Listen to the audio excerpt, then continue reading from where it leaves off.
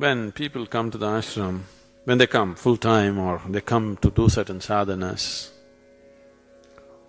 we don't tell them why. Only now in the last few years we started talking about it, otherwise all these years we never spoke about it. Somebody comes, I always give them a copper ring to wear.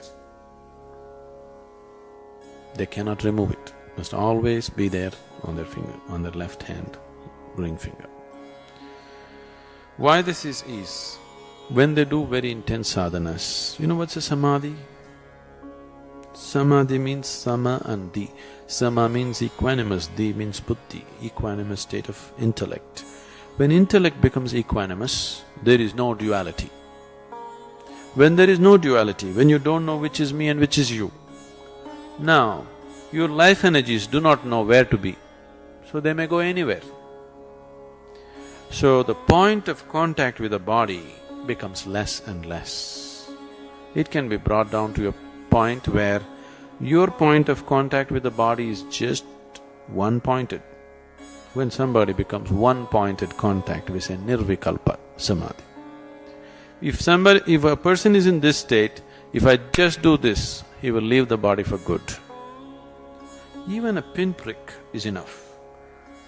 Just prick him with the pin, he will leave the body. He will be in such a fragile state. His contact with the body is so minimal, he is elsewhere already. But just one-point contact with the body, this is known as samadhi. When people are in such states, we keep them in protected atmospheres, very, very tightly protected atmospheres.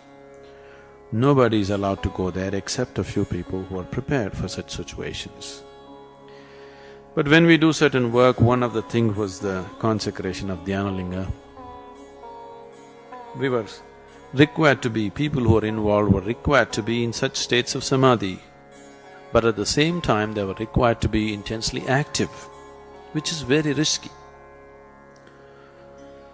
People can very easily leave the body. One moment of unawareness, they can leave the body and they may not be sometimes able to regain the body.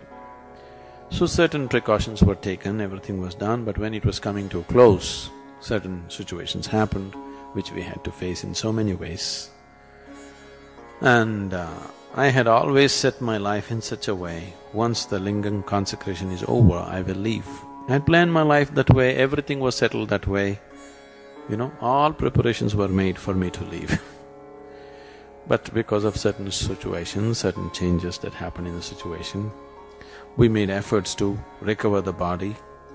In the process of consecrating the lingam, I used my body and my energy so blatantly.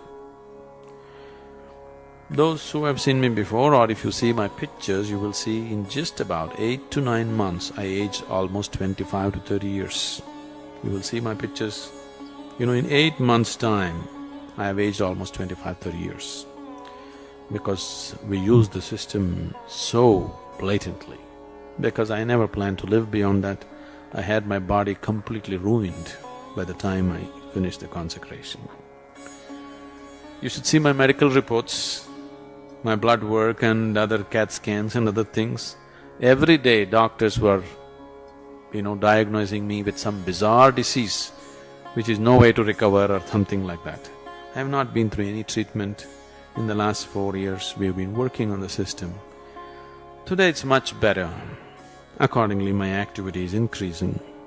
I have not been inactive, I have been constantly active these 4 years, but it was quite something to keep the body going. But now it's so much better, it's not 100% yet.